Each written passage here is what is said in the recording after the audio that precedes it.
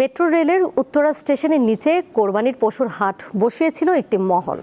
Police ও city corporation অভিযান চালিয়ে এই হাট তুলে দেয়। এই ঘটনা কিভাবে দেখছেন সাধারণ মানুষ, উঠে এসেছে আজকের জনতার কথায়।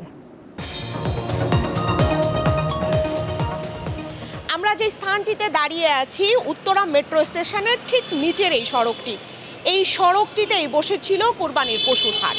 হাজার কোটি টাকার মেট্রো রেল আর ঠিক তার নিচেই কোরবানির পশুর হাট। এ নিয়ে সচেতন মহলে শুরু হয় তীব্র সমালোচনা। সেই সমালোচনার মুখেই ঢাকা মেট্রোপলিটন পুলিশ ও ঢাকা সিটি কর্পোরেশনের বিশেষ অভিযানে কোরবানির পশুর হাটটি মেট্রো স্টেশনের নিচ থেকে সরে গেলেও এই বিষয়ে কি বলছেন সাধারণ জনগণ, শুনবো তাদের কথা।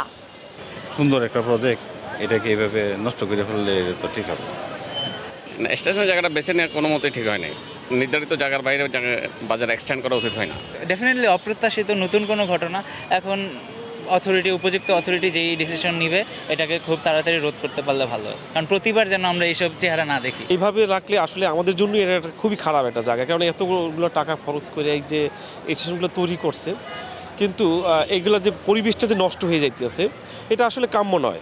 এটা আমাদের যে কর্তৃপক্ষ যদি সুদৃষ্টি দেয় আসলে এটা করা সম্ভব, কিন্তু কারো তো আসলে কোনো ভ্রুক্ষেপ আছে কিনা আসলে আমরা তো ওইভাবে বুঝতে পারতেছি না। এখানে তো জায়গাটা পরিবর্তন করাটাই উত্তম হতো। যেহেতু মেট্রো রেলের নিচে মানুষের চলাচল একটু ঘটে, এখানে না করাটাই ভালো।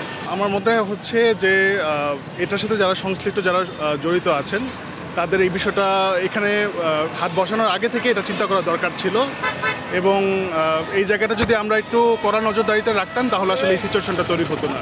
হাট করার জন্য তো জায়গার অভাব নেই। আশা করি পরবর্তীতে আমাদের যারা সরকার মহোদয় আছে এই বিষয়টাতে দৃষ্টি রাখবে। মেট্রো স্টেশনের মতো স্পর্শকাতর আধুনিক স্থাপনার নিচে কিংবা রাস্তা বন্ধ করে অস্থায়ী পশুর হাট কোনোভাবেই গ্রহণযোগ্য নয়। আর তাই তো প্রশাসনের আরও কঠোর নজরদারি চান ঢাকাবাসী।